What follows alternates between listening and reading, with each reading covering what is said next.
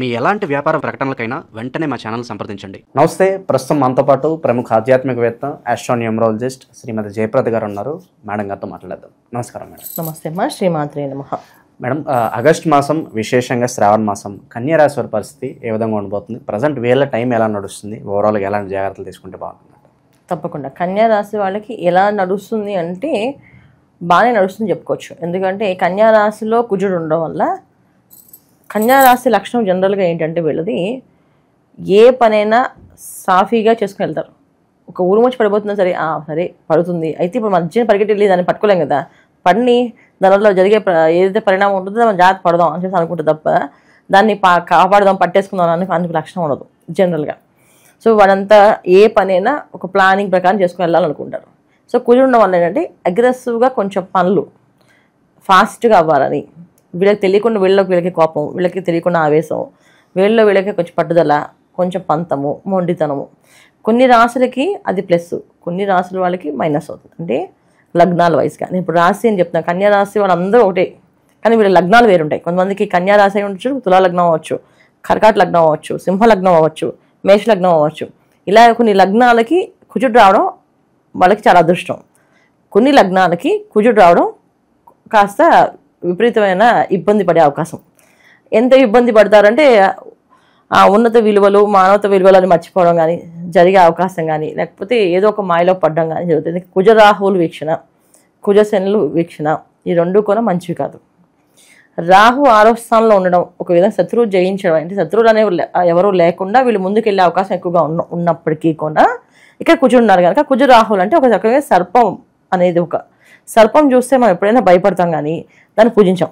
నిజంగా దేవతా సర్పం అయినా సరే ఫస్ట్ చూడగానే ఏమొస్తుంది?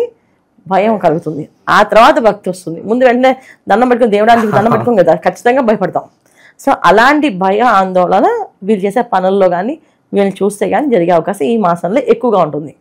కన్యా రాశి వాళ్ళందరికీ ఏ పని చేసినా అంటే ఎవరే అంత పెట్టుబడి పెట్టి వ్యాపారం చేస్తే నాకు భయం వేస్తుందా అని చెప్పి స్నేహితులు అనొచ్చు, అయితే ఇంట్లో వాళ్ళు అనొచ్చు, అంత పెట్టుబడి పెట్టాలి మనం ఈ మాసంలో అని చెప్పేసి, ఎందుకు పెడుతున్నాం అనేసి, అంత ఇన్వెస్ట్మెంట్ పెట్టి బిజినెస్ చేస్తే ఆ బిజినెస్ సక్సెస్ అవుతుందా అవదా అనే ఒక భయాన్ని ఖచ్చితంగా చుట్టూ ఉన్న ప్రాంతంలో ఉన్న అందరూ కూడా భయపడతారు. మరి రిస్క్ తీసుకోవడం కరెక్టే అంటారా? తీసుకోకూడదు కదా, ఖచ్చితంగా తీసుకోకూడదు. ఎందుకంటే వాళ్ళ లగ్నాలు ఏంటి, జాతక పరంగా వాళ్ళకి యోగం ఉందా, ఇప్పుడు వ్యాపారం చేసే లక్షణం ఉందా, సో వ్యాపారంలో రాణింపు అనేది ఉందా వీళ్ళకి అనేది వాళ్ళ జన్మ జాతకంలోనే తెలుస్తుంది తప్ప ఏ టైంలో పెట్టాలి, ఏ రోజు పెట్టాలి. జాతకంలో యోగం ఉంటే దానికి ఖచ్చితంగా పనులు అవుతాయి.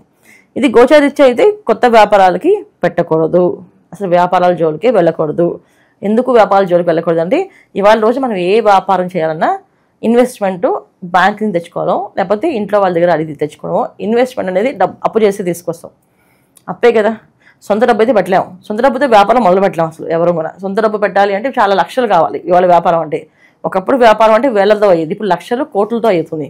ఖచ్చితంగా మన డబ్బు ఉండదు, అది బ్యాంకులోనో లేదా అప్పు అవుతుంది. సో కన్యా రాశిలో కూర్చుంటే అప్పు చేస్తే జీవితాంతం అప్పుకు వడ్డీ కడుతూనే ఉంటారు. మన వడ్డీ కాసులు వాడు వడ్డీ కట్టినట్టుగా వడ్డీ కట్టుతూనే ఉంటాం, కానీ అప్పు తీరదు. ఈ మాసంలో కన్యా రాశి వాళ్ళు వ్యాపారం ప్రారంభించడం కానీ, వ్యాపారం సంబంధించిన లోన్లు తీసుకోవడం కానీ, వ్యాపారం ఎక్స్పాండ్ చేద్దాం దానికి చేయడం కానీ, ప్రయత్నాలు కానీ ఏవి చేయకుండా ఉంటే చాలా ఉత్తమం. ఇక ఉద్యోగస్తులకి సామాన్య ఫలితాలు, ఇబ్బంది ఏం లేదు. ఉద్యోగులకు అసంత ఒడిదుడుకులు ఉంటాయి. ఉద్యోగం ఒకసారి బాస్కి ఎదిరించి మాట్లాడడం, బాస్తో గట్టిగా మాట్లాడడం, లేకపోతే తోటి వాళ్ళతో గట్టిగా మాట్లాడడం, ఇలాంటి ఇబ్బందులు ఖచ్చితంగా జరుగుతాయి. అయితే ఉద్యోగం అయితే పోదు, అలాంటి ఇబ్బందులు జరుగుతాయి. కోపం వస్తుంది, ఎంత కోపం వస్తుంది, ఉద్యోగం మానేద్దాం, ఈ ఉద్యోగం లేకపోతే బతకలేదా అనేంత కోపం తెప్పిస్తాడు. కానీ ఉద్యోగం మానే అవకాశం అంటే మానే అవసరం లేదు, అలాగే ఉద్యోగం పోయే అవకాశము లేదు ఈ మాసంలో. సో నిరుద్యోగులకి శుభవార్త అందుకోవడానికి ఎంత సమయం పట్టవచ్చు అంటారు?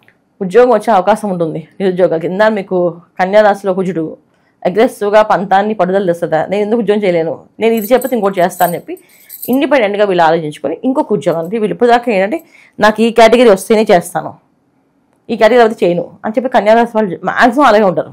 అంటే వాళ్ళు ఒక కేటగిరీ సెట్ చేసుకున్నాక ఆ కేటగిరీ నుంచి మారరు, వాళ్ళు ఆ కేటగిరీలో ఉండాలనుకుంటారు.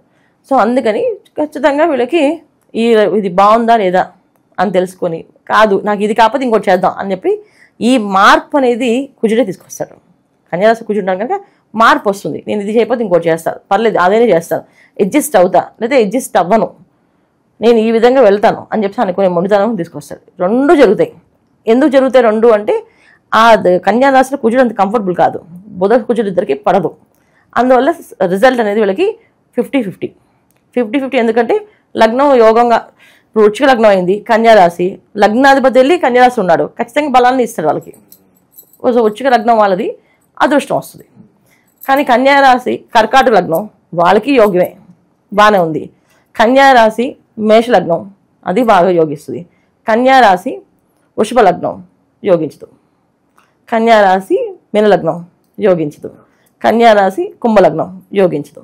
ఫుల్గా యుద్ధమే అవుతుంది, అక్కడ చిన్నపాటి యుద్ధమే అవుతుంది.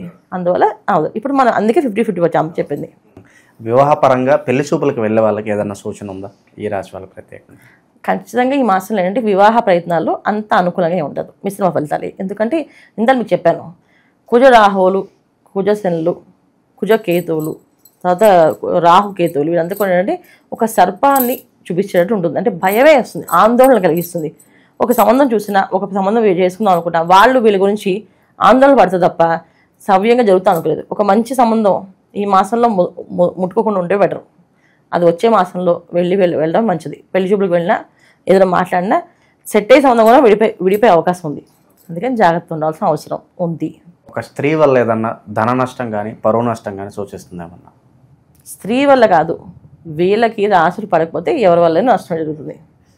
అది స్త్రీ ఒకటే కాదు, అది అక్కడ ఏ ప్లేస్లో ఎవరున్నా అవుతుంది. ఇప్పుడు మీకు చెప్పాలి, లగ్నాల వయసు చెప్పాలి మీకు, ఆ లగ్నంలో ఒకళ్ళ స్త్రీ ఉన్నా పురుషుడు ఉన్నా చిన్నపాటి యుద్ధమే అవుతుంది. అది పెద్ద యుద్ధం అవుతుందా చిన్నపాటి యుద్ధం, చిన్నపాటి యుద్ధం చెప్తున్నా, అది పెద్ద యుద్ధం కూడా అవ్వచ్చు, చెప్పలేమన్నమాట. అది అంటే గోచార పరంగా ఇప్పుడు ఫలితాలు ఏమన్నా బాగుందంటే బాగుందని చెప్తారు, కానీ కామెంట్స్లో కొంతమంది మేడం మీరు బాగుంది అంటున్నారు, మా జీవితం ఎలాగే ఉంది మేడం, ఎక్కడ తీసింది అక్కడే ఉంది అని అనుకుంటూ ఉంటారు. ఎందుకు ఇలా జరుగుతుంది అంటారు? ఇది జాతకాన్ని ఖచ్చితంగా పరిశీలించగలమా. ఎందుకంటే మన జాతకం అనేది పురుషార్థాలు అంటారు, అంటే ధర్మార్థ కామ మోక్షములు. ధర్మం, అర్థం, కామం, మోక్షం. ఈ ధర్మార్థ కామ మోక్షాల స్థానాల్లో ఏది పడిందో, ఒకవేళ రాశి పడినా ధర్మంలో పడితే వాళ్ళ జీవితం ఒక విధంగా ఉంటుంది, అది కామంలో పడితే అది ఒక రకంగా ఉంటుంది, అర్థంలో పడితే ఒక రకంగా ఉంటుంది, మోక్షంలో పడితే ఒక రకంగా ఉంటుంది. సో వీళ్ళు రాశి ఎక్కడ పడింది, తర్వాత రాశి అంటే చంద్రుడు ఉన్న రాశి, అంటే వీళ్ళు పుట్టినప్పుడు చంద్రుడు ఎక్కడున్నాడో దాన్ని రాశి కింద లెక్కేస్తాం. వీళ్ళు పుట్టిన టైం ఉంటుంది, ఆ టైంని లగ్నం కింద లెక్కేస్తాం. సో లగ్నం ఏమైంది, ఈ లగ్నం ఎక్కడ పడింది, ఈ ధర్మార్థ కామ మోక్షాల్లో పడిందా చూసుకోవాలి. అలాగే కారకత్వాలు చూసుకోవాలి, దశ అంతర్దశలు చూసుకోవాలి. పుట్టినప్పుడు నక్షత్రం వంశోదయ దశ అని ఉంటుంది. పుట్టగానే తల్లిదండ్రులకు బాగా యోగం ఉంటుంది. కొంతమంది పిల్లలకి వాళ్ళ యోగం అనుభవించాల్సింది తల్లిదండ్రులకు వస్తుంది. ఎందుకంటే మరి వాళ్ళు అనుభవించారు కదా, వాళ్ళు కార్లో తిరగాలి, తల్లిదండ్రులకి కారు లేదు, వాడు పుట్టగానే కారు కొనిస్తారు. ఎందుకంటే వాడు కార్లో తిరగాలి యోగం ఉంది అబ్బాయికి, అందుకే కారు కొంటారు. అదే అబ్బాయి మంచి కంఫర్ట్గా ఇంట్లో ఉండాలనుకున్నాడు, అలాగే సొంత ఇల్లు ఉంటుంది. ఇలాంటి విషయాలన్నీ కూడా పర్సనల్ జాతకంలోనే వస్తాయి. మా జీవితం ఇలాగే ఎందుకుంది అంటే మీరు పర్సనల్గా జాతకం చూపించుకోవాల్సిందే. చూపిస్తేనే మీరు పూర్వజన్మ ఏం చేశారు, అసలు ఈ జన్మ ఎందుకు తీసుకున్నారు, ఈ జన్మలో మీరు ఏం చేయాలనుకుంటున్నారు, అది భగవంతుడు నిర్ణయించి వస్తారు. భూమి మీద ప్రతి ఒక్క మనిషి భూమి మీద రావడంతో ఒక ఆశయంతో వస్తారు. ఆ ఆశయం అనేది ఏంటి అనేది తెలుసుకోవాలి. అలా తెలుసుకోవాలంటే మన జాతకం చూసుకోవాల్సింది. అంతేగాని మన గోచార ఫలితాలు మన పర్సనల్ జాతకానికి ఎప్పుడు కూడా అంటే పర్ఫెక్ట్గా మ్యాచ్ అవుతాయని కాదు. ఒక్కొక్కసారి ఏంటంటే ప్రకృతి మనకి సహకరిస్తుంది. గోచార ఫలితాల్లో అనుకూలంగా ఉంటే మన జాతకంలో ప్రతికూలంగా ఉన్నప్పటికీ కూడా ప్రకృతి మనకు సహకరిస్తుంది. ఇప్పుడు నాకు తినే యోగం లేదనుకోండి, సరే పక్క వాళ్ళు తినే యోగం పెట్టే నేను అవకాశం ఉంటుందా, నేను అన్నం పెట్టగలుగుతాను.